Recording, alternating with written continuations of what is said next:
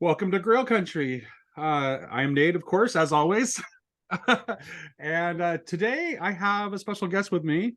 Ryan and I met at the Chino conference, and I extended an invitation to the folks who were in my small group at the Chino conference to come and have conversations with me on Grail Country if they were showed interest. And Ryan was the first person to take me up on the offer. And so Ryan is here to have a conversation with me today. I have no idea what we're going to talk about. We'll see where it goes.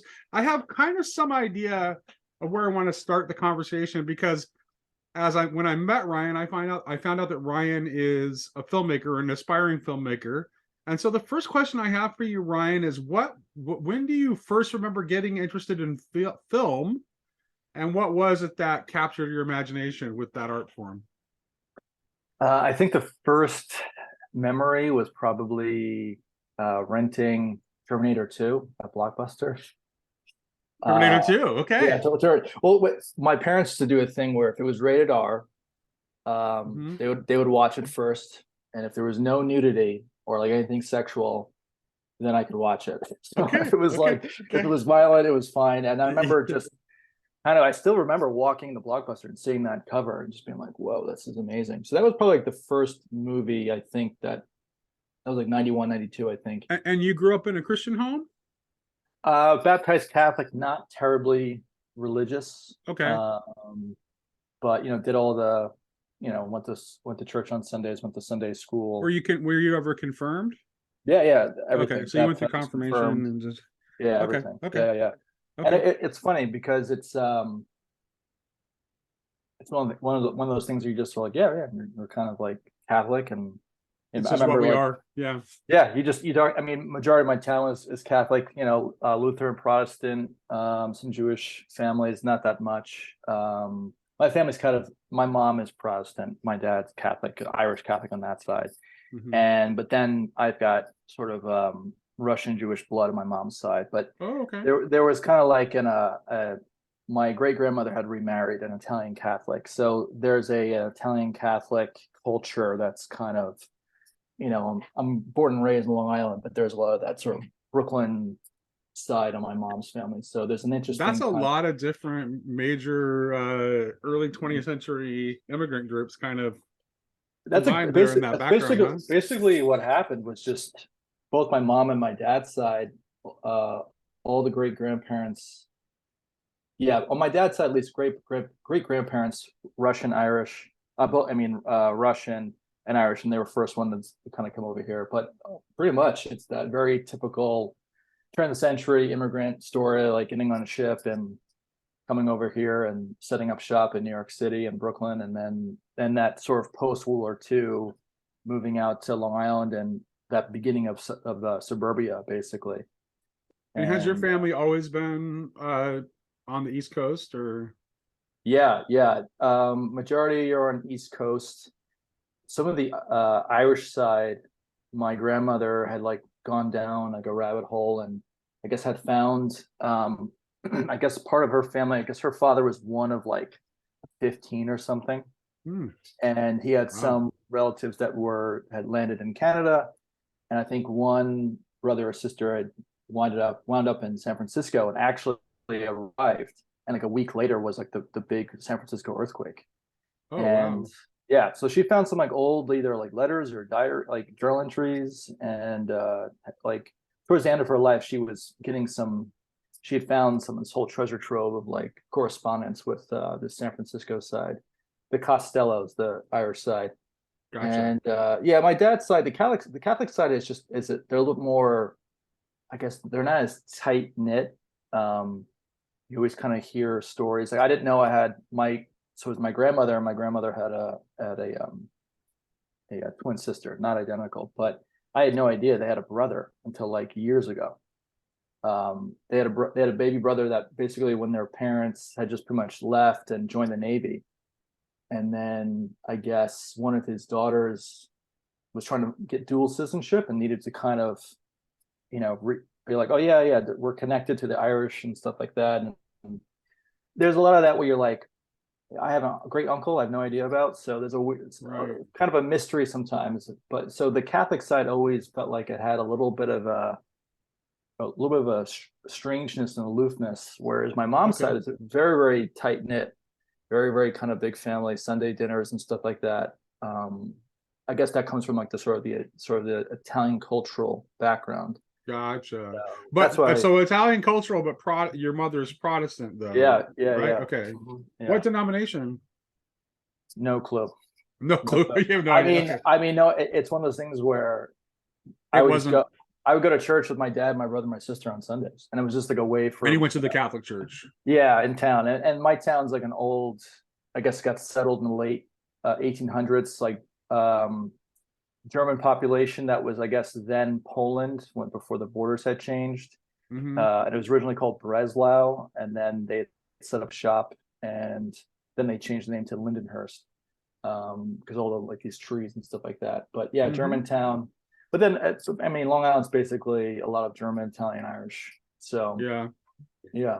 Most of my family background is German. Yeah. So And you're always on the West Coast. You're in. yeah, so my grandfather, my grandfather on the Heil side, which is well, there's German ancestry on both sides, but the Heil side is the obvious one with the surname.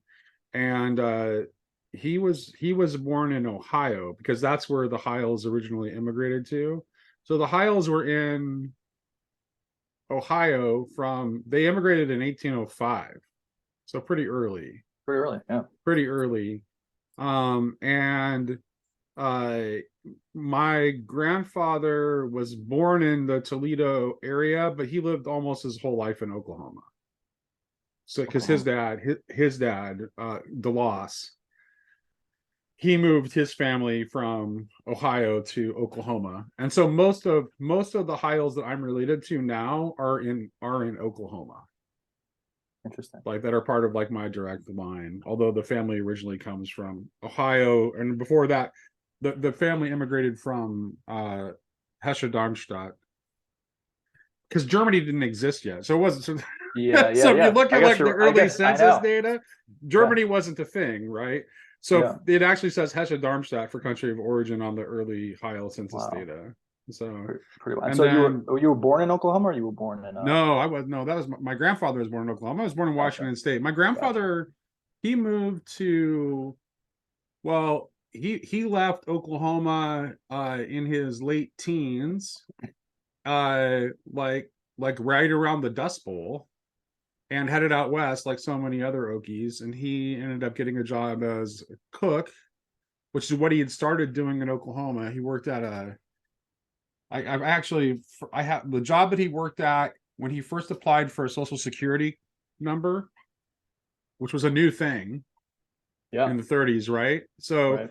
uh he was working at like a burger place in Midwest City, Oklahoma, which is where he was from. And then he went out to San Francisco and got work as a line cook and eventually became a chef. So that's what he was. He was a chef. And he was in San Francisco for like 40 years. Wow. And then the reason my family ended up in Washington is because Ocean Shores was being pushed as the next big coastal tourist destination by actually some fairly big celebrities of the era.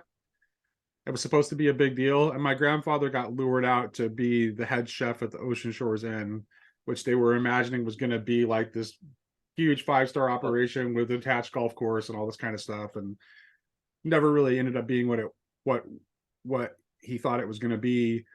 And he tried at one point to open his own restaurant in downtown Hoquiam, and that didn't really go very well either. And Hmm. then he was like, by the time I was born, he was no longer working. He'd been he his income came from combination of Social Security and L&I because he was injured on the job late Wow. in his career and wasn't able to do the work anymore. He did some restaurant consulting like on the side, but he had to stop doing that because he was going to possibly lose his Yeah. disability income if Yeah. he started earning too much on the consulting business. But he had been, like, when I was really young, he was doing some restaurant consulting still. And you were mentioned at Chino, you were a line cook at one point, or Yeah, so that's the I was I like so I in college I started working as a line cook. Um how was that? like especially, and I do full-time in the summers and part-time during the school year. And I just got the bug. So it's like after I finished my degree was in journalism, but I had never, and I interned as a sports writer Hmm. when I was in college, but then I never really worked a day as a journalist because I got the bug and I wanted to give it a shot in the kind of the family business. Because that just my grandfather, like his brothers all moved out west too, and they were all cooks. Yeah, And and his it's funny how that works, right? and my uncle Ted, one of my grandfather's brothers, he owned a pancake house in Westport, like a Smitty's pancake chain, and so like they were all cooks. So it was just kind of like an in the blood kind of thing. And when I started doing it in college, I really fell in love with it, and so I wanted to give it a shot. So yeah, I worked as a line cook and eventually as a sous chef. And then I decided to get out of that when my kids were young because as much as I loved it, it was I had to work every holiday. Yeah, yeah, I yeah. It's had to tough. work every holiday, and it's like I missed all the holiday, a lot of the holiday moments with the kids, and there are lots of people who work in that profession and have families, but for me, it's like I wanted to be more involved with my young family as it was moving forward. So I transitioned into something else, and I landed in sales for years. So I was in sales for a good chunk of time, and before I landed into what I do now, which is a weird thing that nobody understands. If I Do you think even when I do you think tell it's a people what I personality? do, even when I tell people what I do for a living, no one really gets what I do for a So living. you still work in sales, or is No, it? I haven't worked in sales in years. I work for state government. Gotcha. I'm a public disclosure specialist. Yeah. That's right, exactly.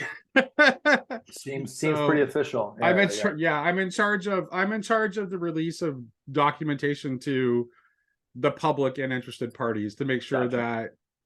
that the laws are followed and that the Yeah. agency doesn't get sued for failure to disclose, or that it does, or that we don't get in trouble for disclosing something that we should not have disclosed. So So you have to read a lot of documents, yeah, basically. I read a lot of documents and I do a lot of email searches, and I also am a discovery manager as part of my job too. So I deal with like discovery for lawsuits Lawsuits. that Yeah. involve my agency, and I'm also like the records retention specialist. It's all records related though.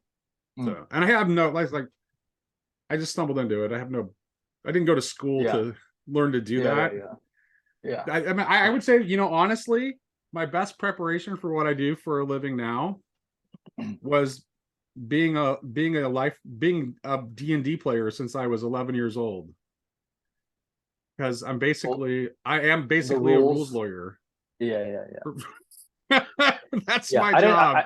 I didn't know anything about D&D until a few weeks ago. My buddy runs a YouTube channel, and they did like a D, they had like a special guest, some guy that I guess has his own D&D YouTube channel. And Uh-huh.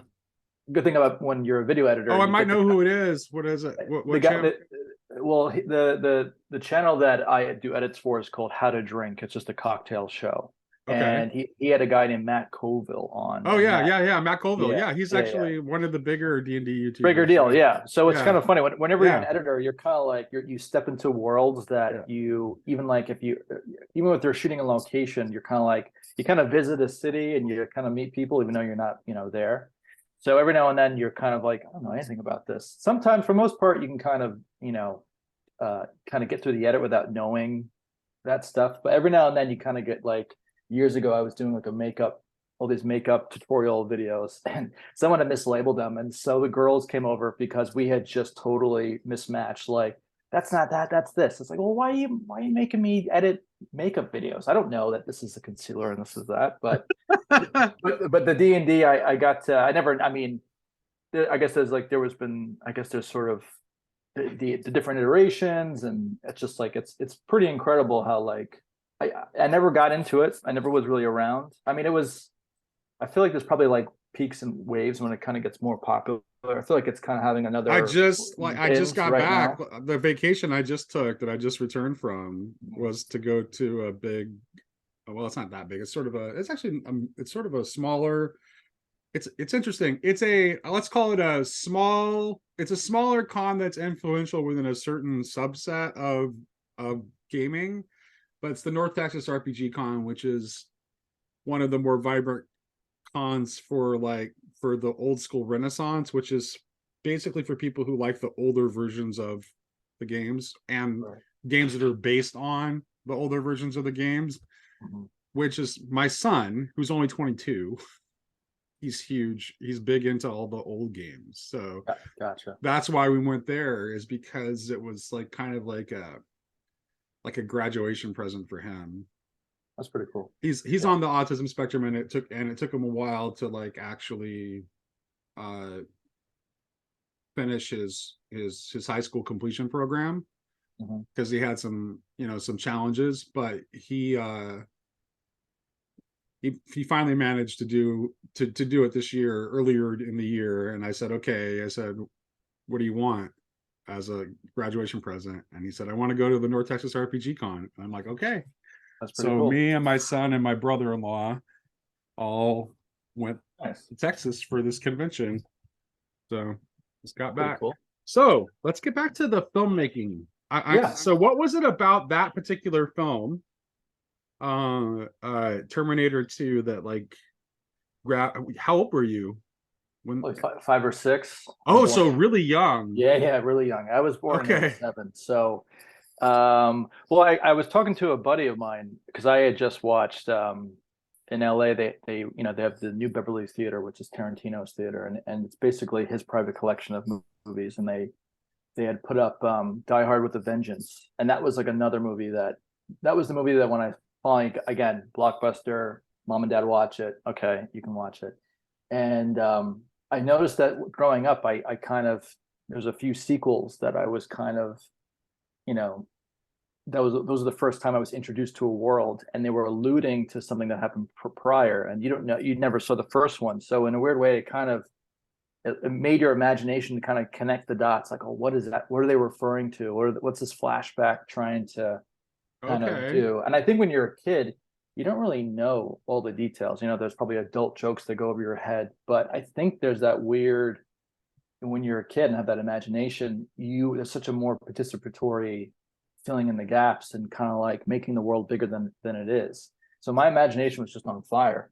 And with Dire of the Vengeance, that was the movie first time I probably started to really do knockoff versions of that story, of like, an action star in New York, and shit hitting the fan. So it was basically like kind of imitating that. And then it was a kind of a great, though, that decade of the '90s was just basically a really kind of a cool moment. Like I look back and I'm like, oh, it's a pretty nice moment to be growing up in, because you just had like Jurassic Park and Terminator 2 and Dire of the Vengeance, and then you had the new Star Wars kind of come out. So the So were you special like edition, grabbing like what within the 90s would have been like a mini DV camera? yeah, And my dad had like an 8 okay. millimeter, like just these little cassette type of video. Like I think the viewfinder was black and white, but it filmed on color. And so he had that, and Yeah, I and was those just, I sold, one of the things I sold was electronics. So in those days it was probably, it was a Hitachi. Yeah, I yeah, it remember was that. probably mini DV. They had like, was it Yeah, little small tapes? it looked like almost like a bigger cassette tape, and I Oh, think, okay. So yeah, yeah, okay, okay, something like okay, that. And okay. then the Okay, that the might have mini been DV kind of came up. VHS-C was another Yeah, I had that a little format bit. that was, yeah. Had that a little bit later. I would just pretty much kind of like sort of take my dad's camcorder. If there was like graduation, any type of a family event, I would always try to kind of, let me get that, because I just remember putting my eye. I remember actually being 5 and kind of realizing that I was inside of something, like myself. And I just remember thinking, when you're a kid before you go to school, you're always with your mother. And I remember, like, if I was getting dropped off at nursery school or something, like our paths would diverge, and I was no longer going to be like a part of that story. And thinking about like, okay, what's happening while she is not with me? And that idea of like being with people, and then like you're kind of your stories are kind of merging. I don't know why. I remember thinking that, like, just how crazy it is to kind of be away from someone and not see them and not know what's going on. And then you kind of come back, and you know what's happening again. and then constantly kind of like looking through my eye as like a camera. I always constantly would like make believe, like I would close one eye and kind of like move through my house as if I was like a, almost like a camera guy, even though I didn't really know what that was. I was just trying to kind of keep that sort of camcorder aspect. So I always was kind of, framing things at a pretty early age of like that sort of point of view. When And was the then first time that you actually like made something that was like at least attempting to be a movie? Probably in late middle school, early high school. Like we got like a pug, and so I would just film my dog and like, just do like in camera edits and stuff like that. And like film him like, he would walk around and like go into the bathroom, and so I would kind of close it and set up the shot and make and like turn the light and make believe that I would go in there and then kind of open the doors if he went into the bathroom and like kind of came out on his own. Like these little Sure. tricks that because you didn't have, and I didn't have any editing thing. I didn't know, like when I went to high school, there was a media class that was only for upperclassmen. Hmm. And so I had to wait a whole year till 10th grade in order to get in there. And I was like, I just want to kind of, because you couldn't really see inside. It was like a classroom that was kind of curled around. So by 10th grade, I finally got in there, and it was basically tape to tape editing, all this VHS stuff. And we had seniors and juniors and sophomores. And I guess a senior had filmed all this stuff over the summertime, just, like kind of like Jackass type of stuff. Right. And he puts it on a VHS and he plays it. And I recognized he had this cool font, which I'm like, how did you get like a title in there? And the font that he used is the exact same font as Terminator 2. So Oh, okay. I was like, whoa, how did you get the titles in there? And he goes, I just used this editing program called Pinnacle. I'm like, wait, you can put that in your computer? I could not, I was like, this is insane. And he's like, I'm like, how much does it cost? He's like $200. I'm like, oh my God, $200. I was like refereeing soccer games when I was a kid, which is $10 a game. So I'm like, okay, if I referee 10 games and get some birthday money, and then I can kind of get the program. And so I basically kind of just worked, did some, refereeing, odd jobs, saved up my money, got the editing program, and was just kind of, you had to kind of like install like a PCI card in your computer because you had Oh to yeah. connect you had to capture footage, was all this sort of stuff. But basically, it was just kind of like shooting and screwing around and kind of playing with it. And I kind of had tape to tape editing, and we would just kind of take older movies, and Matrix was like a big deal. That was a big movie in terms of, that was in sixth grade when that came out. But in terms of like philosophy and trying to think of like bigger ideas, me and my best friend, we would just constantly watch that movie because he got a DVD player pretty early on, and he had like a basement, and we would just constantly watch that movie. And we really didn't, I mean, the first time probably seeing that movie, I had no idea what I watched. And then the idea of like, oh, there's like a shot in the movie of simulacra and simulation. And we tried to read like Baudrillard, and I'm like, I have no idea. I can't understand this stuff. I mean, we were trying, and that's what's so funny about getting older and seeing what's happening today. You realize that you're entering into a world that is so postmodern, and there's all these ideas that are a part of way bigger things. And it's like, it's so hard for you to enter into a world not knowing what the humble beginnings are, or what the movements of culture and stuff like that. But yeah, so Matrix was a movie, another movie to kind of really get the bigger ideas. And then yeah, I would do short films, and I would always try to do like bigger movies. Like I think the first time I would write like a script over that summertime, and get my friends that were like kind of doing theater, and you kind of learn like So how to get how old were you when you first probably wrote a 13. script? First like kind of screenplay was probably, I mean, I started to write screenplays. I started to research it in middle school because I had Oh seen wow. The Sixth Sense was a movie. Sixth Sense was a movie where it was the first time because when I was growing up, I would really watch a lot of the behind the scenes, like HBO had this thing called First Look, and you would see the behind the scenes of Speed, or all these mid-90s action movies. And I remember being so perplexed because I'm like, well, I want to hold a camera. I also want to like do the shots. Like I kind of want to like, is that the camera guy, producer? I didn't really know the terminology because I'm like, I kind of want to do it all. And Right. I think with Shyamalan, it was the writer director. It was like, oh, okay. You could see that his story was kind of similar to what I was kind of attempting to do, and so I kind of clinged onto that. And just that experience of watching a movie and having that twist ending totally was like, I was like, whoa, this is so cool that you can kind of have this whole entire movie and then this thing drops at the end and totally changes everything that came before it. And so that was like another shot in the arm in terms of like, okay, how do I write a screenplay? And, back then it was like askjeeves.com or something. You're trying to like, how to write a screenplay. And so I remember, I forgot the website, but there was a website that literally had frames of like an independent film of a man walking on a beach and finding like a genie bottle or something. And so they would have a picture and they would have the description, like because it's such a technical formatting to screenplay writing. And it kind of screwed with me because when you're learning how to write and just grammar in middle school, it's completely different to screenwriting, because screenwriting is like very present tense, Yes, action, and then school writing is completely different. So I kind of was screwing with my head in terms, like I always had bad grammar. I still do, where I'm like, I kind of was trying to learn how to screenwrite. It kind of, when you're well, growing the up, one good habit you would get from learning to write that way is that I haven't really I haven't done any screenwriting, but I did do some playwriting in college.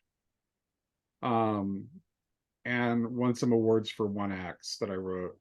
nice. And the thing that is the good habit you would form, particularly learning that early, is that it's going to make all the writing that you do from that point on, you're going to have a natural tendency to favor active voice, because there's no option of using anything other than active voice when you're writing a screenplay or a play. Otherwise, the actors are going to have no idea what to do.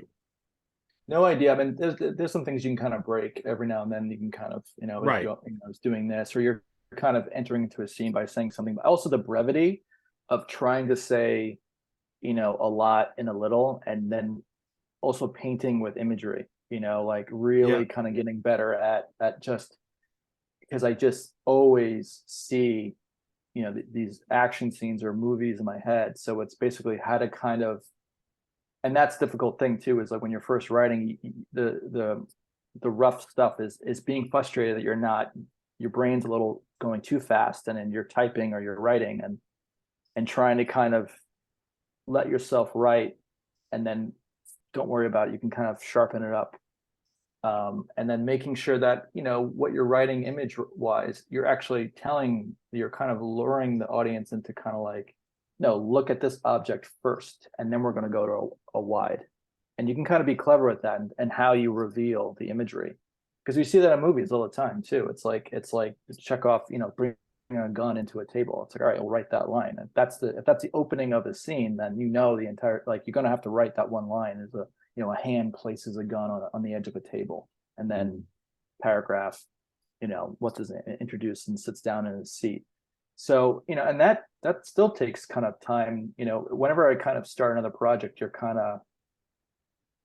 almost like relearning how to write again sometimes too. Like every single time because there's always better ways of doing it. You read other screenplays and you see people who are very brief, like Walter Hill, who wrote and directed The Warriors, and he did a version of Alien. His scripts are just like the most basic stuff ever. You could just breeze right through that.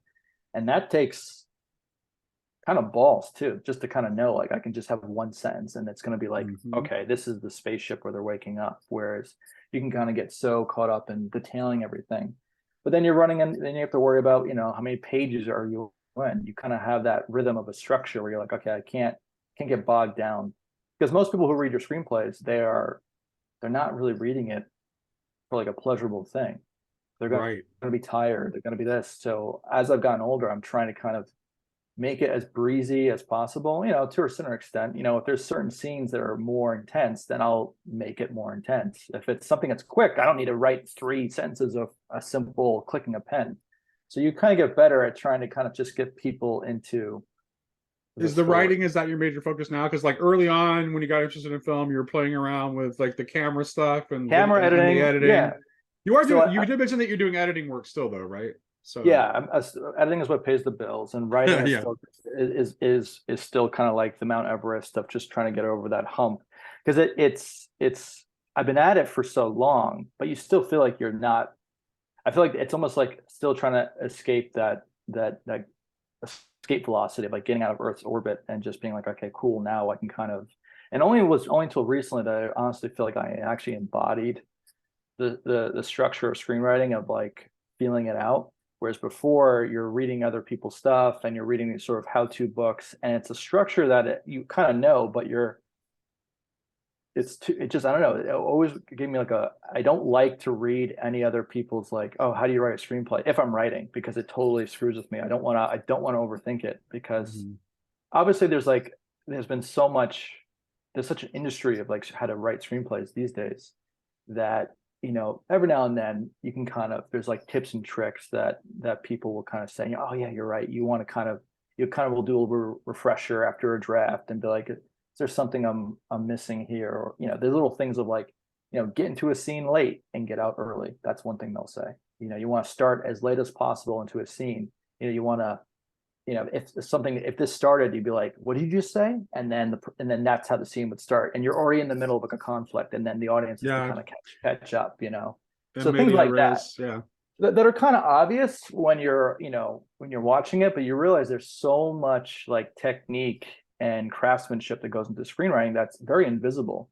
Just even, when you're thinking of an idea and like not trying to write yourself into a corner, or you're having like a group of characters that maybe have to split up, and then, okay, how do I get them back together again? There's like an architecture, because you're like, the screenplay I wrote a few years ago basically was my version of Die Hard in a nuclear silo, like basically right after the Cuban Missile Crisis. So I was kind of inadvertently, I was like, all right, I'm kind of doing my Die Hard again. And I was like, I think Russia is going to be a big thing eventually again, because no one really talks about them, and now they are. So, and I kind of like the Cold War era, and then just trying to kind of figure out a way of like doing research and figuring out like you're like, man, getting people stuck underground, it can be a bitch, because you're like, there's so many areas to kind of like, you can funnel them, you can kind of get them hidden, they have to kind of go over there. And that was like a screenplay that was, so to take it back, I started doing short films and stuff. I was a camera guy for work in college. I would work like a local programming kind of news station. So I was a camera guy and editor, do these little local news packages. And then, and where was this at? This was on Long Island. This was like Eastern Long Island. Okay, so you went to school. Okay. Went to community college for TV and radio, because my SAT scores were terrible and I was kind of like a B- student. And I figured if I go to community college, that could be a way to kind of get my GPA, and then hopefully should have go to NYU or USC. That didn't pan out, so I wound up going to Hunter College in New York City for film, and minored in theater and did some acting and stuff like that. But I kind of, right after high school, I kind of had my camera, I had a tripod, I had some, I tried to write movies that didn't rely on audio that much, because you're not going to be able to kind of get actors or friends to actually say your dialogue properly. So I kind of was already putting myself in, okay, how can I, make any dialogue secondary and just make it more visual? And I was kind of, that summer right before. See, I have the opposite problem. Oh, you have a lot of dialogue? That's why I didn't continue with playwriting. Is that I'm super auditory, so I write amazing dialogue. I write really good dialogue, but like it's my stuff can tend to be like a little heady, and a little bit, and a little bit just like too much talking heads and not enough stuff going on. Yeah. And so that's why I never really stuck with it. Did you like? Well, there's definitely, I can tell when movies were plays. Like, also, my ex-wife was just so much better than me. It's like, okay, this is like, as a playwright. Oh god, she was a really good. She was a very talented playwright. She's a great. This often goes hand in hand, by the way. She's also a very talented poet. There's even going back to Shakespeare, there's a connection between people who write good poetry and people who write good dialogue. Yeah. So she was a very good poet and a very good playwright. And I kind of, what happened is that I kind of let her just focus on writing while I worked and paid the bills. And that what it ended up, and I was resentful of it. and it caused, I think that's like that really, it caused strain in our marriage in the long run. And one of the reasons I became resentful is that I feel like she didn't take adequate advantage of the opportunity that was afforded her to just focus on the writing for like all kinds of reasons. She had lots of health, she had some health problems and all kinds of stuff. It's a very, very long story, and I really want to hear your story mostly Yeah, yeah, here. yeah, I yeah. just happened to, because of the connection with the playwriting and the screenwriting, I just wanted to just bring that up just briefly. But and also the fact that you were like focused on the visual, and whereas my problem was is that I wasn't visual enough. Yeah. Yeah, I mean, my actually, I think probably a year from now, I'm gonna probably start to actually dive deeper into playwriting because I do want to get better at as like a challenge. Like I'm pretty good at saying, at least with dialogue wise. Like it's funny because it's if I want to write something funny, I can't go into it writing it funny. Like there, I would write like action movies and then funny dialogue would happen or I'm like, oh, I can't have this joke here because it's going to ruin the entire thing. But if you were like, oh, sit down and write a comedy, like I can't really like, it's weird. You almost have to like fake yourself into like a scene, and then it kind of a I think funny it has to line or come out of the here. character. It has to come out of the character. Yeah, yeah, and the situation It and really stuff like does. And the that. situation, yeah. You know, right now I'm on my second draft of a it's a friend's short film. He wrote this pug. He made this little pug monster movie, and so we're writing like a pug monster movie basically. And you know it's a horror comedy, and so it's nothing I would normally do, but because it was my friend's and he doesn't have the screenwriting background, it allowed me to kind of step into that world and kind of and because I have other stories I would like to write and stuff like that. And then you realize like sometimes the comedy doesn't really you can have situations that can be funnier, and obviously you can kind of do horror pretty easily because you just all right try to think of clever ways to kind of make it gruesome or but not too you want to kind of people that deserve to be killed in a horror film, so you got to make sure you have to set them up Hmm. so that the landlord is a jerk pretty early on so that when they do eat it everyone's like all Yeah, right good, that's sort of that, so right. that's what he got what he deserved. um but I do like I remember watching there's that movie The Whale that had come out a few months ago with Brendan Fraser, and I'm watching the movie, I'm like, oh, this must have been a play because they're just sitting in this room and they're just you can it's a nice the characters kind of doing their little sparring session, and that's something that I haven't really done yet in terms of actors just sitting down and having a nice meal of dialogue. And it actually is it's fun to see actors just play. So Right. after watching The Whale, it's like, you know what, like not the next few stories are not really they're more quieter. I still like when where an actor or someone can just give a look or the camera can cut to something and that will say a lot more. I always kind of gravitated towards stuff like that. Whereas you see stories, you see like Tarantino, who can just kind of create, you know, 25-minute scenes in the basement of a German like a tavern in Inglourious Basterds, and you're like, man, this guy is just in here, and he is just creating a tapestry of all this dialogue and tension and like that. To me, I'm like, man, that's incredible. So eventually, I think I would like to kind of challenge myself to kind of do some stuff like that, where you really are kind of playing with the dialogue, but it has to kind of you can't just a lot of times when you're writing you'll have stuff that you're writing down like dialogue wise, you're like, all right, this is not going to stay because Hmm. people are just saying stuff to kind of like fill the air, because what you want is you want that dialogue to have real estate. It should kind of land and reveal at least a little bit of a character, and then also maybe contribute to where the stuff is going. If you just have a character going, yeah, that's great, cool, yeah, it's like, all right, it's not really as it's not giving you much. So you realize that in the other drafts you start to kind of realize that every now and then there could be a line, just one line, that could be the hypothesis of this character's life. Right. That if you just drop that in the beginning Hmm. and they say like, okay, this is like maybe their worldview, and maybe the rest of the movie is them actually not doing that. And you can see that's a tension there because they're saying something and they're not really acting it out. And that's like kind of fun to see, to play with that aspect of things, to kind of realize, oh, someone can say something here and they could really put a stamp somewhere that it may seem innocuous at first, and then maybe giving it more power later on in the movie. That's fun. That to me is like, okay, not, having an audience not realize that what they heard or what they saw actually has more gravity until later on. Those are nice payoffs to me, at least dramatically. That's kind of cool because it makes everything that you're watching, you realize, oh, it mattered. It Yeah. wasn't a throwaway. Right. Right. And that's why right. even like today with shooting, there's, you watch certain movies today and there's a lot of Steadicam.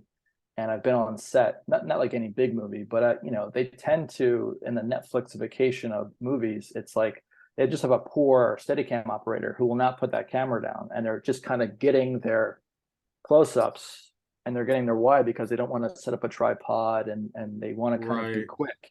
And so you kind of realize like, oh, now they're kind of like just drifting through, like they're just kind of grabbing shots for coverage. There's no real like, oh no, this frame is going to kind of really do a lot of heavy lifting in terms of photography. And it's like, you can just tell. I mean, at least for me, I can tell when something is a throwaway shot or they're just getting it, or it doesn't really have as much impact. Because back in the day, it took a lot of balls to kind of be like, we're shooting on film. We don't know what this is going to look like from 2 days from now. So we're going to put all our eggs in this one basket and make it seem like it's a 3-minute long take.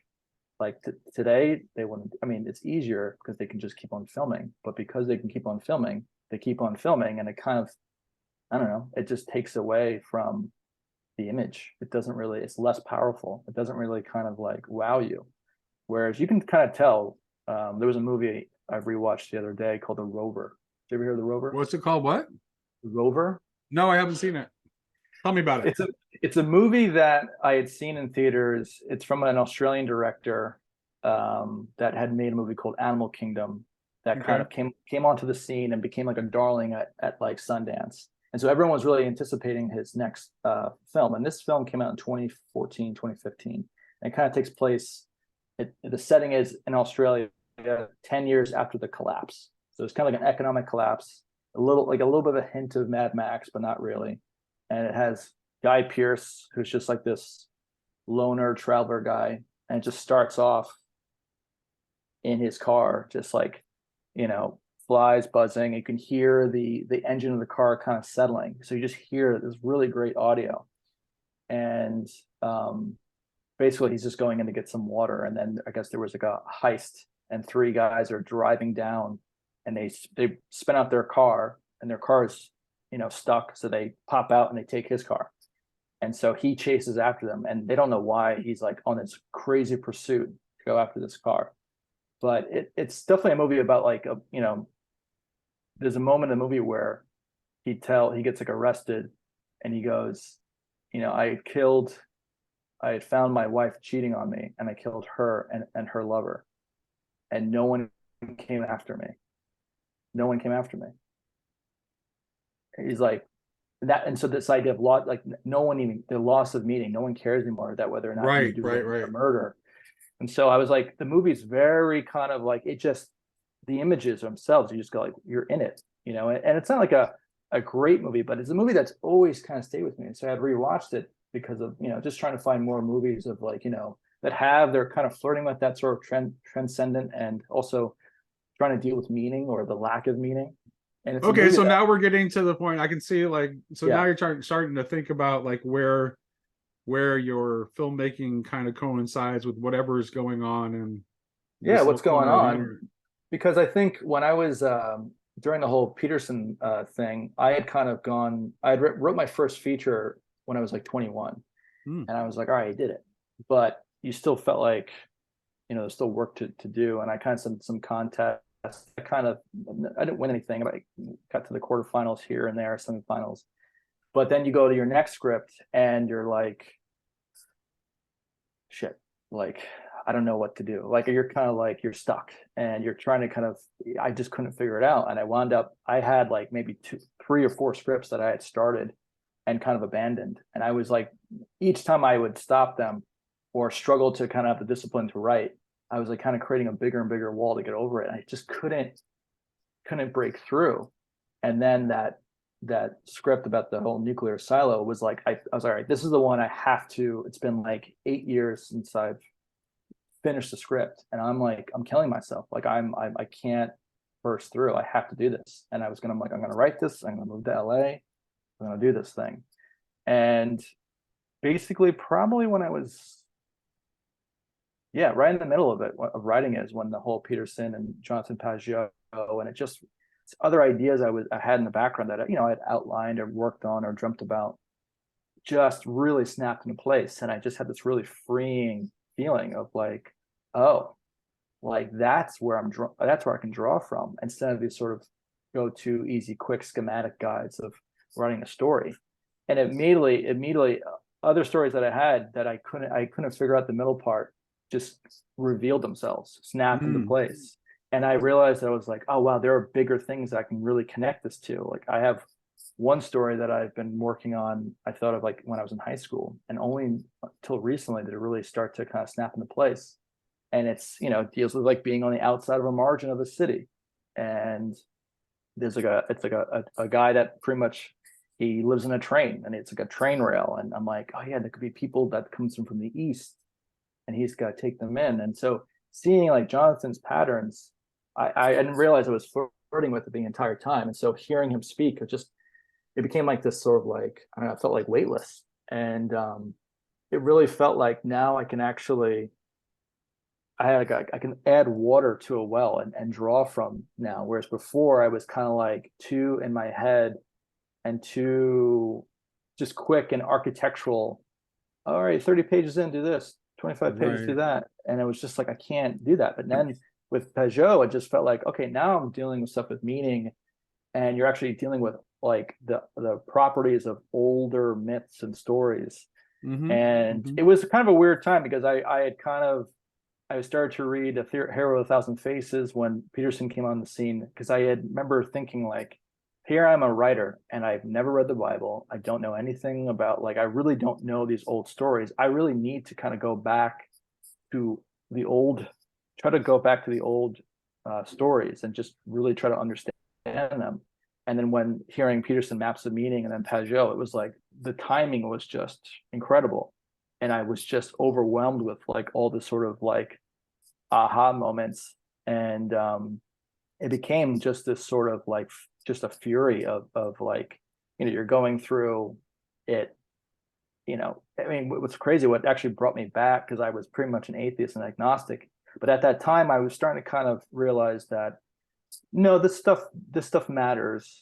You should give it respect. Mm-hmm.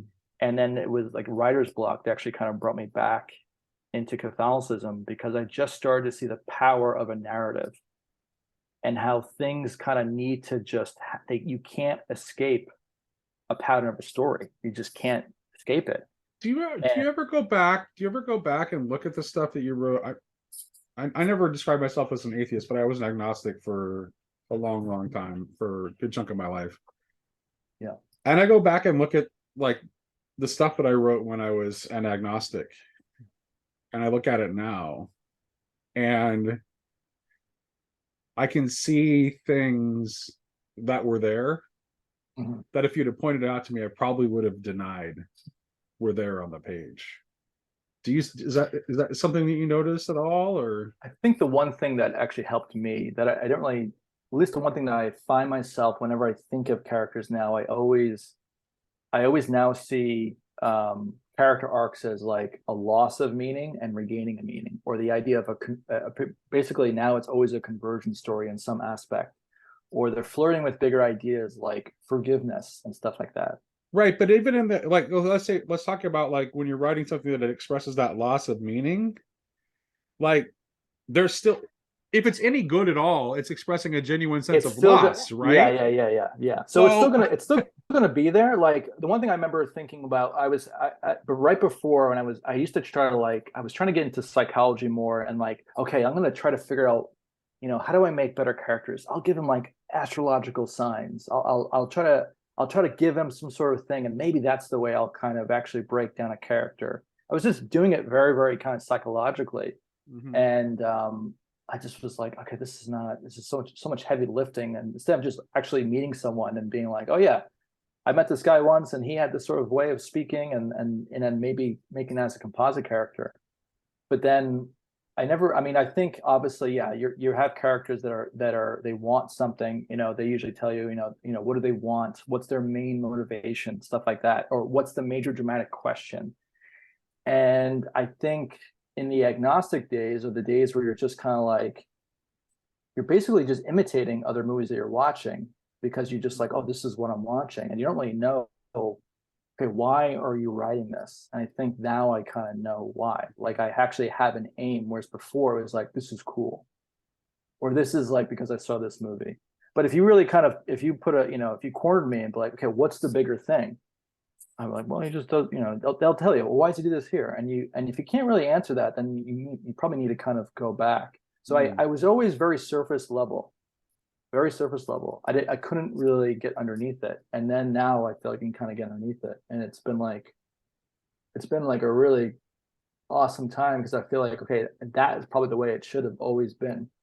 But I think, especially writers of probably my generation, because I'm a millennial, there's no great millennial author. Like there's no like writer, whereas at least the Gen Xers kind of had a few writers that kind of had an imprint. But I feel like in a cultural wise, like there's no, like I'm impressed when I would hear about like a 21-year-old, screenwriter who wrote Lethal Weapon. I'm like, how are you writing adult characters at 21? Mm-hmm. How could you really know? Like, right. I mean, you can kind of imitate it and like, but as I've gotten older, the great thing about getting older is just by getting older and you start to see that, how you thought one way and then you kind of mature and you realize you bump into other people and you have experiences. So I think with all the content that's being made today, I'm like, I don't know where these people are drawing from. And I think that's why it's so ideological, because it's just because it gives you an easy formula to follow. It's a scaffolding. Yeah. It's all it is a structure, and they can kind of just regurgitate certain sayings and this and that. And it's like, they're kind of telling you like, hey, this is the playbook. And as long as you kind of, you kind of create this, then you can have success. Some sort the of same success. thing is true, by the way, with people who go about like, okay, I'm going to create a explicitly Christian piece of art. Like if that's what you set out to do from the beginning, and that's your framework that you're working within, it's going to be just as bad as any other explicitly ideological piece of art. Yeah. And that's what's like, I think for me, I'd rather be a writer that, and I think my next few stories are kind of going to dabble with that, where, that struggle, that sort of tension between the secular and the religious, because I think that's where everyone really is at. You don't really, I think when you're in that world, if you're agnostic and secular, you don't know that that actually is a world that you're in. That is a pond. And I think kind of getting out of that. That's why the best stuff, the best Christian art is always the stuff that draws from the Christian and the pagan. Yeah. Equally. Like that's why, I mean, that's why Tolkien's better than Lewis in his fiction. Yeah, because he's not. I mean, I know Pajot has a great breakdown of Lord of the Rings as like that sort of Catholic stuff, but people don't watch it and feel like they're being preached upon.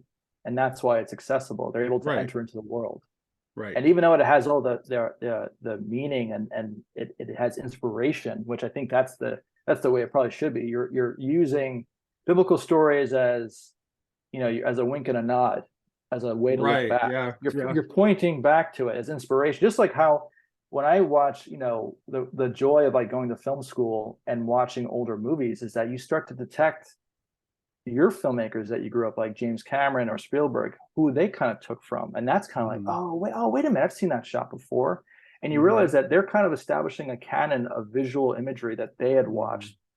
And it's like, yeah, that's the whole point. You kind of are watching the things that you like and like pull from them. And yeah, you're pulling on the things that you enjoy. And if someone somewhere can see at a certain level where you're drawing from, that's a little adventure to kind of connect, the imagery or the thought to something deeper. I'm really glad that you're the first person that I talked to that I met at Chino, and that's because it seems obvious to me that what's going on in the next iteration of whatever's going to happen in this little corner of the internet, it has to do with making things. It and it already is. It's like you can see, like Pajot's working on his series of fairy tales. Yeah, exactly.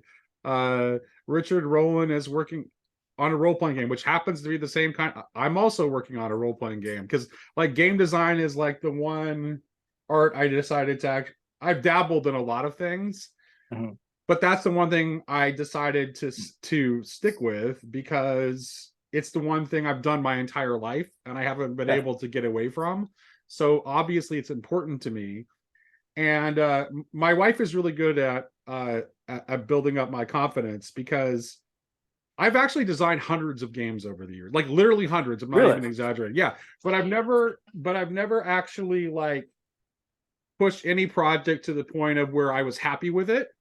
Yeah. And I was just at this convention. I was listening to Dr. Greg Gillespie, who's he writes Mega Dungeons, and he's in the process of developing his own system right now. And he had this very helpful advice where he was talking about like how one of the first things he writes down in his journal when he starts a new project is the creative process, which is just like the generic creative process, at least from his perspective, which is it's great, it's good, it's terrible, I'm terrible. That's where and that's where I stop. Yeah. I stop every time. This is why I don't finish projects. So I stop at the I'm terrible piece every time. Yeah. But then what comes after that is it's good, it's great.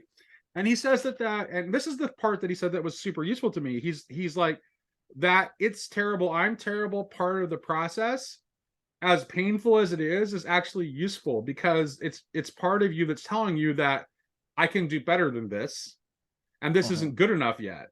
But you got to remember what comes after, right? And continue to work through that part. You of have the to process. finish it. You have to finish it. You Right, to. exactly. If you don't finish it, that's what screwed me over. And what my wife said to me that was helpful is that she's like, look, all of those projects that you have like partially finished and abandoned, like they all are useful experience for whatever you eventually finish. And will make whatever you eventually finish better because of having done those projects before. Yeah, so. Totally. And there's also you have no idea, like one of my first screenplay that I wrote, I'm actually going to repurpose a character in that story for maybe a future project, because I'm like, I really like that character, and it's like no one's ever going to read that script, but I'm like, it didn't, you reread it, you're like, ugh, but I'm like, that aspect of it I really like, because there was like a father-son thing, and he's like a train conductor, and I'm like, okay, that'd be kind of cool to like repurpose that. And you don't realize like the work, like all the work you do will kind of benefit you. You can still kind of, that heart, and because even going through trying to make something is itself an own hero's journey, where you're at that lowest low and you're just to kind of like get out of it. But the thing is just to try to get out of it, even if you may not like landed it. I think the idea of like, if you stop, well, it also that pattern, this is what's great about that pattern, that really simple pattern that Gillespie gives you. It shows you how the creative process mirrors the U-shaped journey, right? So it's like, it's crazy.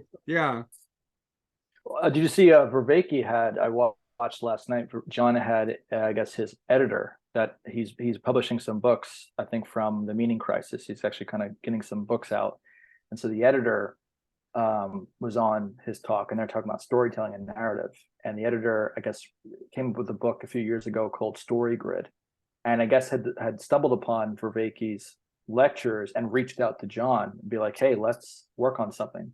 So they have a really great talk about the editor, I guess, in his book, about from an editor's point of view, like how he talks to writers and being like, okay, this is what you need to do. And that struggle of like, instead of you have to see it as if you're, almost Muhammad Ali versus George Foreman, where you're going to get beaten down. You have to kind of keep pushing forward. You have to keep attacking it, because then you're never gonna, instead of like the other way of like, I got to be inspired, or you have to like kind of, will do all the tricks to kind of ignore writing instead of actually like attacking the thing. And it's kind of like, it's very similar to like doing martial arts or going to the gym. Like you have to get weight on your shoulders, or you have to push out, because that's the only way you really sharpen up your skills. And so it's also a very, when you say it and you think of attacking, it's a very forward movement feeling too. Whereas before you're kind of like in a sort of paralysis and you get so caught up. And I think like hearing them talk, it was another sign that narrative is starting to kind of really trickle down here. That these things, that whatever it's been going on with this little corner, it has to be nested in a narrative for people to kind of cling on to, Well, or right, even just and we were to starting to talk, blossom. right, and we were starting to talk in Chino about the idea of stealing the culture. Well, let me tell you, you can't steal the culture without art. Right. Period. Yeah. Like thinky talky doesn't steal the culture. No. So I don't think like that the fact that the fact that people that all of a sudden a bunch of creative projects are starting to percolate up in this corner of the internet, and the fact that this idea of maybe it is possible to steal the culture are kind of percolating at the same time. I don't think that's an accident. No, Like I because think it's like that's how it happens. it's been what, like 5 years too. Like I think Yeah, it's right. been since end of 2016, early 2017 is when because I remember getting on Paul Vanderklay's radar pretty early on, like 900 subs, and thinking like, wait a Oh minute, this wow, guy. you really were early I then, was huh? early. I joked with Paul because I had met Paul had come down to Southern California when John and Van Donk had done like a Bellflower get together, and I was telling him like, listen, I've met all like the kind of a good majority of like the intellectual dark web, whether it's a lecture or bumping into them. I talked to Eric Weinstein at like a talk that what's his name, Rubin Report guy was there. Coleman Hughes was there. I saw a talk with the British conservative writer. I forget his name. So because I remember at 2017, this stuff is percolating. Something's happening, and then to see a pastor and other people go online and actually say, like, you're like, oh, you realize you're not losing it, that other people are sensing something and you're picking up on a trail. And I think whatever that is, and I think we talked about an estuary, there's obviously a spirit or a personality type that is gravitating towards this. We have the curiosity enough to kind of be like, wait a minute, this feels wrong and this feels right. Let's go over there.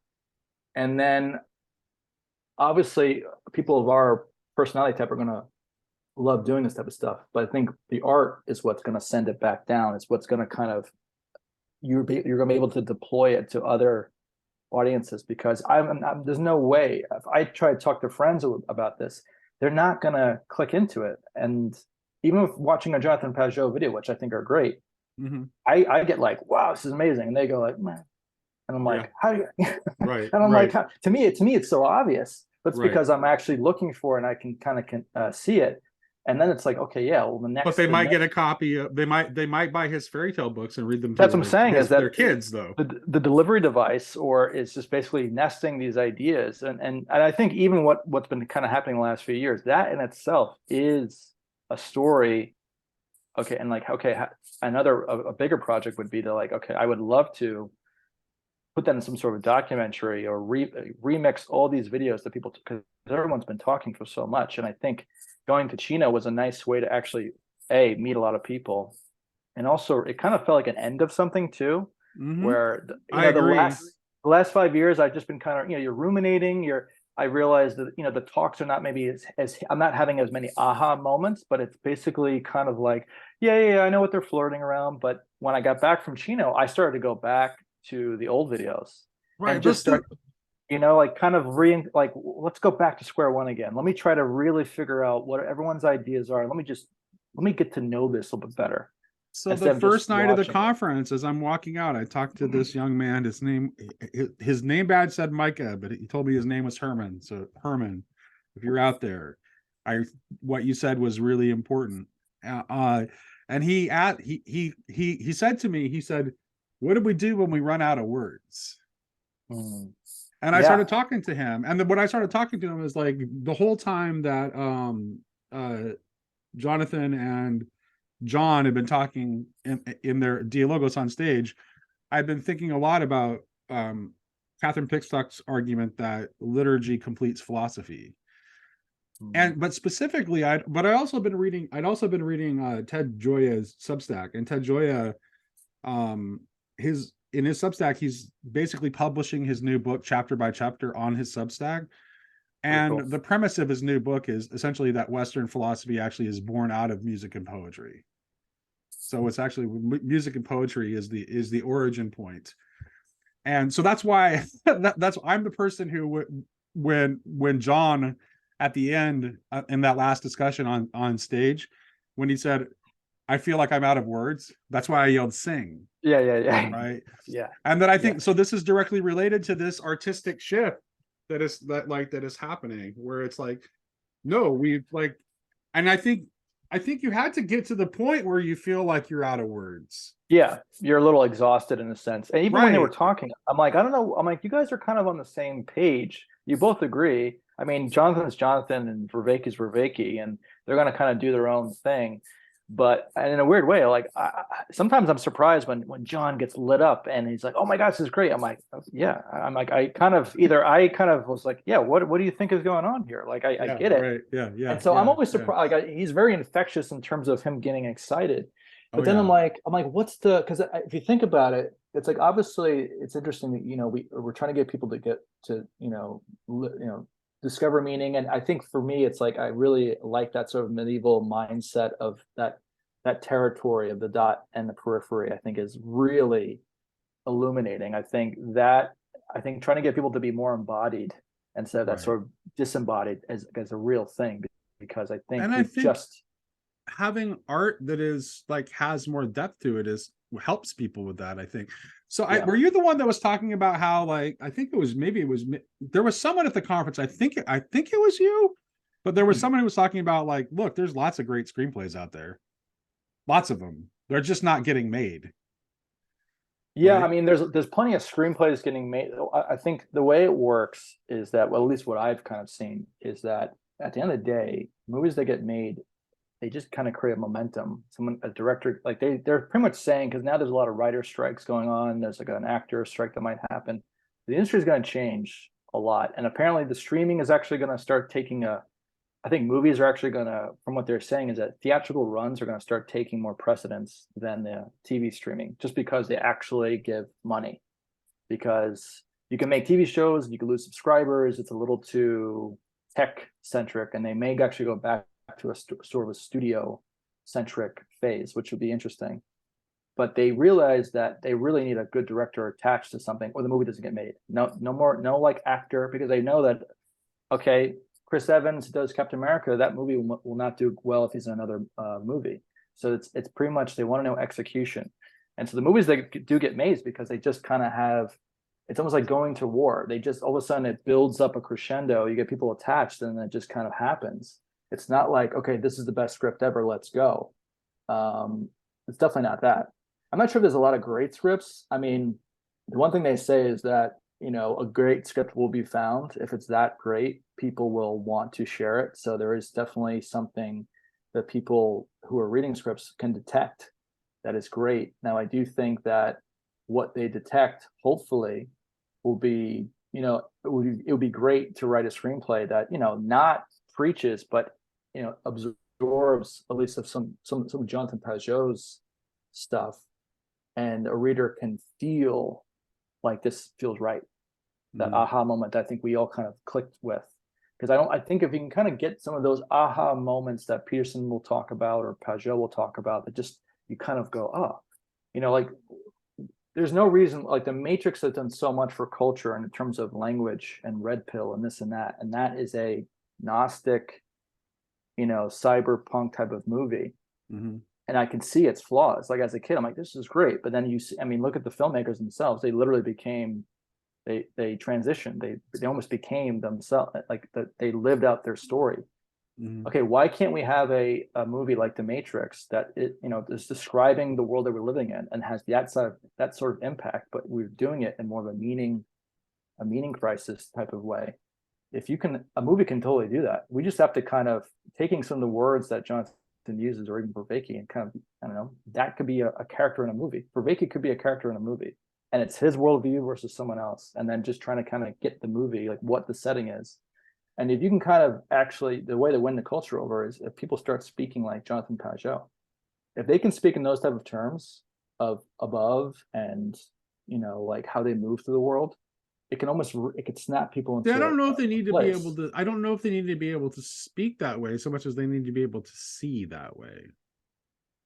They need to see Which that is way. why I think. Which is why I think that, like, to me, like, cinema is probably like the art form in our culture that has the most potential to be the most transformative. Yeah. So that's why I think what you're doing is important, because if you nail it, if you do it right, you can you can transform people without them knowing that they're being transformed, Yeah, right? and that's the thing. You don't want to brute force anything. You don't want to propagandize. Right. You want people to essentially not really articulate, but feel it. They Yep. know they Right. love this movie and they don't know why, Right. and they just love Right. it. And then Right. maybe they see it 10 years later and they're like, you want to watch a movie where at every different part of your life, you can rewatch it and see a different version of that film. Because maybe when you were a kid, you were the kid's age, but now you're a father and you're watching from a father's perspective. Movies can do that, and trying to kind of, I think that's the point. It's just making stuff that's more meaningful. And I think today it's Yep. just so thin. And it's also the spirit of the age. It's like all these movies that are coming out today, you're going to be 5 years from now, you're going to be like, wow, that was very 2021 or 2022. And we want movies to kind of endure. And I think the only way you do that is by trying to go back to the older stories and just wink and nod at them. It's interesting you should say that about it feeling like the time, because that's actually one of the things that Greg Gillespie also said in this mega dungeon design workshop. And he is like, you don't want to write something where people can look at it in the future and say, oh, that's very 2023, right? So the idea is to write something that, like, I mean, it's a high bar, but you should try to write something that's timeless, so yeah, that yeah. people won't say that this is just clearly a product of this time and what was going on in this time, and what Yeah, everybody was focused on you in don't this want to make a time. scape. You don't want to, when they used to make like skateboarding movies in like 1989. It's like, okay, they were Right. trying to make what Yeah. the product type of thing. Yeah. But that's why, like, at least for me, like I've realized that exploring, like with a Chino conference about home, like I had no idea that like the next three stories I'm writing all deal with home. So give me an example of a film that, like, came out in your lifetime Mhm. that you think is in fact timeless. Oh, it came out in my lifetime. I was Yep. gonna go back. Oh, yeah, yeah, it's true. Yeah, It's I know true. you're a film guy, so Yeah, I know you've watched lots of yeah. older movies. That's why Yeah. I wanted to make it a challenge. This came out, I and that's The one movie, I have an answer. okay. It's it's a French film called A Prophet or Un Prophète. Okay. And it's a movie that had come out in 2008. And I remember when it came out, you heard some buzz and I had missed it in the theater and I took forever to kind of eventually watch it. But it's a I know movie of it, that and I've been meaning to see it, but haven't. it's great. Yeah. And it's one of those things where, they find like sort of a no-name actor. So you're great thing about watching a foreign film is you're so new to these actors, so you're getting to see like really great work, and you're kind of seeing them for the first time. And halfway through the movie, there's this like montage, and the music kind of kicks up, and I just had this feeling in my chest. I'm like, oh, it's great. This movie's great. Like I'm gonna be okay. Like, because it's rare to kind of have that Godfather experience where you realize like, whoa, this movie is really okay, cool. And then it just elevates into something really special. And it's touching on something that you can't even write in a screenplay. They found that in editing, or they kind of captured something. And that's a movie that I feel like that, at least for me, that I go, this is an instant classic. This is something that's touching that sort of Godfather level of whoa. This is pretty, it ends and you have to just sit with it. So A Prophet is a movie that I luckily had a chance to see it in theaters in LA. They got the film from France and they were able to play a midnight showing. So I got to see that in the theater eventually. But it's a movie that a lot of filmmakers, every now and then you'll hear them like, what's the one movie that you rewatch? You go, oh, A Prophet. I'm like, and you hear that, you go, all right, I'm on that team too. It's a movie that it's a story of a French Algerian kid that is put in prison for like 6 years. He's illiterate, and he's kind of like he's caught in between. So he's almost like a hybrid character because he's Muslim, but he's not really religious. So there's like there's like a Corsican mob group. There's like Muslims, and they kind of use him as a sort of go-between. But he doesn't really, and so they're kind of forcing him to do this sort of work, and he gains loyalty with the Corsicans, even though he's not Corsican. But and he winds up learning. It's a sort of like rise to power. He starts to learn the sort of the way they operate, and he starts to learn how to read, and he just starts to kind of, chain these things together. And it's just really cool to see a character kind of go through that. And just it's very brutal. There's some pretty bad violence. There's also like a sort of Islamic religious element in there, with a prophet. And yeah, you just feel like it's something that it's like this feel, because it just feels, it's hard, you can't even put into words. So that would be a movie that it's, you don't even want to, like, it's one of those things, if you talk about, if you try to explain it, you almost ruin it, in a sense. Like when they talk about, even when you talk about screenwriting, if you talk about it too much, it's like, I don't want to, don't tell Right. me, At like, some point, you just got to it's do it. weird. Yeah, you just have to Yeah. do it. And You it's have like, to you need do to it. like Yeah. feel, you need to feel it through. But that's the one movie I think that still to this day, I'm like, it's the best movie it's one of the best movies of the new century for sure. And doesn't really get much credit, but I do think that it's one of those movies that will, as time goes on, will just gain more power because it will still last. And I think that's what happens with movies. You start, once they get out of their 10 years or 15 years, you start to see a movie kind of pop up again, because you can see it, the culture shifted, and then yet it maybe reveals something on the present time that it didn't happen, when it first came out. Like, Children of Men is a movie that came out in 2006. And I think it's supposed to take place in like 2027. And that's a movie that you feel like, oh man, it really was, ahead of its time, or it's brutal, and people still kind of like, or even when Fight Club has like its, especially with the masculinity and stuff like that, you realize like there are movies that when they come out, Oh, I got in such a. I can remember. I was an adult when Fight Club came out because I'm old, but uh, but I can remember getting in a really big argument with my sister because she very much loved American Beauty, but like oh not like. yeah, yeah, yeah, I yeah. mean, I gotta say, history says I was right. Like no one really thinks about American Beauty much anymore. No one actually, American Beauty gets a lot of shit these days because I think Right, it's exactly. I haven't So seen it in forever, but Fight Club, it's still touching a nerve. yeah, it's still relevant. Yeah. Still relevant. And also it was a big DVD movie. Like that was a movie that I remember all of our older brothers and older cousins would get that DVD movie because I was, it was 99. And 99 was a pretty big year. It was like Matrix, Sixth Yeah, Sense, Fight Matrix, Club, Fight The Club, American Insider, Beauty, all three were in Green that year. Mile. Yeah, it was nuts. And you realize like at the end of the day, and I think the reason why it lasts is because it's touching masculinity. Like it's not dealing with a particular political thing. And that's why, what are these bigger words of meaning, whether it's justice or forgiveness or this or revenge? It's like no matter what, there's always going to be a revenge tale. It's always going to be a struggle of a man trying to become a better version of himself. And I think it's weird that we don't really have that anymore. We have superheroes, but even the superhero movies they're not really contending with. They're not. There's Right, no like there's no Rocky type of thing right, where a person's right. like fragmented and then coming back together and then like leading a new life. And in a weird way, it's actually, I mean, Jonathan's right. He says the old story is going to come back whether you like it or not. Like they're gonna kind of just find a way, because an artist naturally go, like for me, if there's so much going on, I want to get away from it. Like there's all these movies. Like why would I want to stand on that line with other writers who are writing the exact same thing? I'm going to go on the shorter line. So I think in a weird way, because so much stuff is oversaturated, it's actually a sign that it's going to end soon because there's so much of it and it's got no place to go. It's exhausted. And I think even the idea of seeing all this IP, even the IP, like the Star Wars, Lord of the Rings, the people who are writing the new Lord of the Rings movies, I guarantee you, do not have any knowledge of Tolkien's Catholicism or background.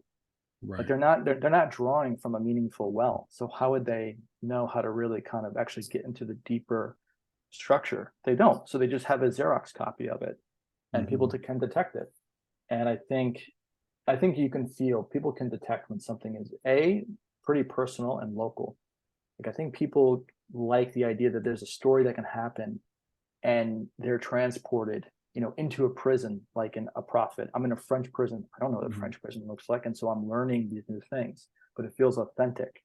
and you're able to kind of go like, what, and the movie ends, and you're able to go like, that's Well, incredible. because this is like, right, and this is important. That's an important point that you make there, because like one of the things that a good film can do is to give you like this perspectival understanding of someone who's completely different from anything that you've ever Yeah, known, or likely to ever have the opportunity to know. But when it's executed well, it's like, oh, you can kind of understand that person like from their perspective.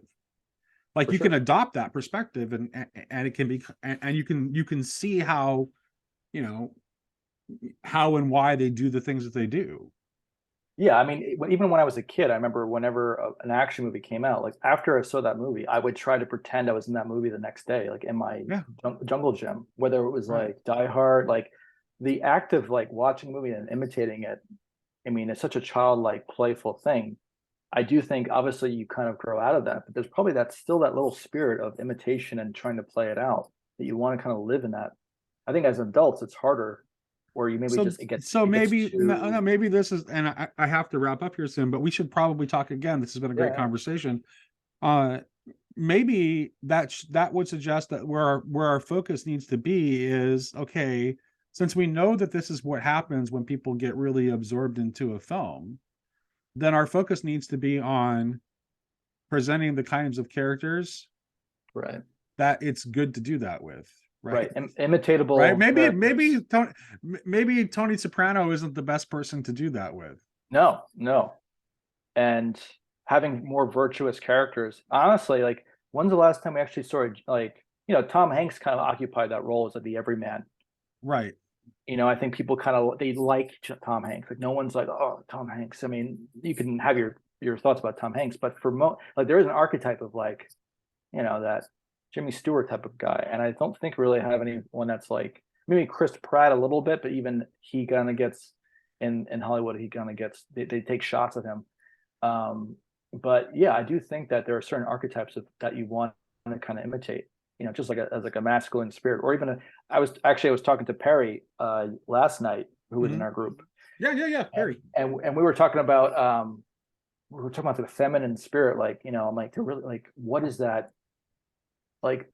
Just for women in my generation, millennials, like, what do they have to kind of cling? Like, we talk about masculinity and men cling on to, but like, what do women have like as a character, like from culture today that isn't just Right. kind of whatever reality TV? I mean, we could talk about men. It's like kind of obvious because it's very there, but there's something Because more it's either mysterious. it's either it's either a toxic version of femininity, or Mhm. it's just A masculinized masculinity version. in a Yeah. feminine package. Like there's no like great like just in a I told Perry, I was like, that if you met like a really great woman that you're gonna feel like, oh man, all your flaws would illuminate because you want to make yourself like better. Like if you met someone that is that kind of like a feminine spirit, it's gonna kind of show you're gonna want to kind of get better if you're at that. And I think the lack of like that tenderness and motherliness that we don't have in movies is such a it's really sad. It's kind of like something that it's seen, it's looked down. It's the idea of like having, it is interesting. And that's tough, even for me as a writer. Like I think eventually that would be a challenge later. Well, not even that too, but not just the tender caring part, but there is a genuinely feminine kind of strength Yes. that is Yeah. also just you just don't see. Uh I have to think. Camille Paglia has a nice talk about stuff like that. You ever Okay. watched Camille Paglia with her? Hmm? And I feel like whenever I hear her talk, she has that same sort of, she can speak a mile a minute, and she has that Yeah, very fast talker. very fast, like Peterson thing. But I think she used to talk about how, the way that in old movies that, that sort of that female actress could kind of conspire with that, Humphrey Bogart a little bit, but she could be Right, the clever. femme fatale She type. really knew how to just kind of like it's the way she was able to kind of get what she wanted through by other means or using the sort of masculine force, whereas today there's no imitation of that whatsoever because it has to be the sort of like anything, I can lift this. It's more competition, whereas the Right. the feminine actual cleverness is to actually, I'm going to let you do the hard work. I'm going to steer this ship the way I kind of want it. I want to kind of I'm going to set the frame, is what Jonathan would say, and then you're going to kind of play, but I'm going to set the frame. And you can see such a difference of Which is like feminine characters every from Southern matriarch ever. right. You Having don't get grown, the, you don't get that my granny Heil was from Huntsville, Alabama, and was very Alabama. much like that. Was like she let my grandpa think he was running the show, but everybody knew. Yeah. I Everybody mean, knew who he was. we were talking about that sort of grandmotherliness, that sort of wisdom, because I guess wisdom is a feminine archetype, Yeah. right? And it's like, oh yeah. And I for some reason why I don't have any, there's like a little black spot in my brain. I don't have any, like, I think of like Gandalf, but I'm like, oh wait, there is something missing here. And I do think that that grandmotherliness is probably another archetype to actually, that probably needs to be substantiated in the meaning crisis somehow. Like we need that spirit. Can't just be Right. Gandalfs all day long. It's got to be Right. like, that's why even Right. like watching like Karen Wong, and like there's something really lovely about Karen's just, amazing. I love Karen. yeah, it's just great. Like whenever they're up, I was like, oh, we need this. We need, I don't know what it is, but it's just something there to kind of have them, and you just feel like there's a different, it's a nice collective of different voices. I mean, I give Michael credit often for the genesis of Grail Country, but Karen is the other person that deserves some credit there too. Who I don't mention as often because uh my earliest like YouTube conversations were with Michael and Karen and on her channel. And I don't think that I would have started Grail Country had I not had those conversations with them. How many years are you into Grail Country now? Because I've actually been Uh, subscribed to you for like probably at least a year and change, I think. yeah, I think 3 it's years? 2.5 years, maybe. No, it's not about Yeah, 3. It's less than 3 for sure. It's more than gotcha. 2 and less than 3. I'd have to think. Yeah, I think it's probably about maybe time's getting away from it. I think it's less than 3. About And two and a half years. and you were thinking the idea was like the quest. Is that, was that like the kind of the initial, I like had this. It the Grail? started with actually just sort of a line from Parsifal where Gurneman's is talking about as they're entering the region of the Grail, as they're entering the Grail country. Right. Gurneman says to Parsifal, "Here, time becomes space." Mm, And so, and then that happened, and that line is said as they're entering the country of the Grail. So, like, Grail Country just kind of became. it's cool. I'm like, hey, I like that name. We'll go with that. But yeah, I mean, it's like, I mean, the Grail is, well, I mean, let me put it in the terms of let me tell you a little bit about the project that I'm working on, the Grail Country role playing game. So, the Grail Country role playing game, it's sort of like an old school kind of a game for the most part, that has like old school mechanics in its DNA.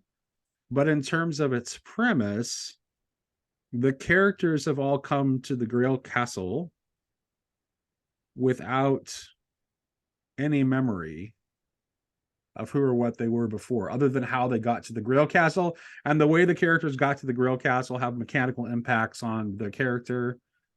And as you're going about this hex crawl and recovering lost fragments of the Grail and restoring these shrines, what happens is that you're restoring little pieces of yourself. Mm.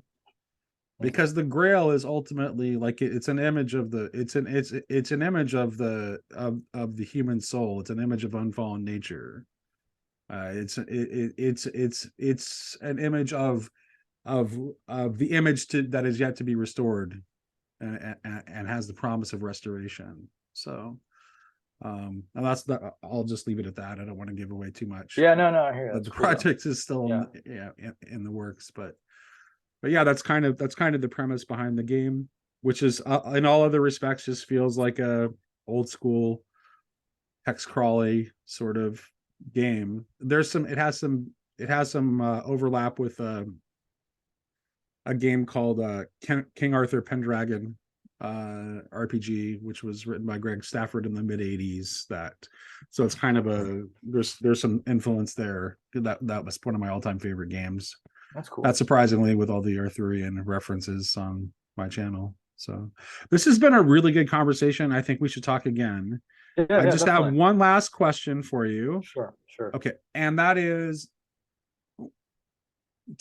describe to me your dream project. Like if you were given the opportunity to bring one of your visions to life, like what would that look like? I have to try to pick one of my scripts. Well, I guess it's the one that I've been thinking about the most since post Chino, and that's the one.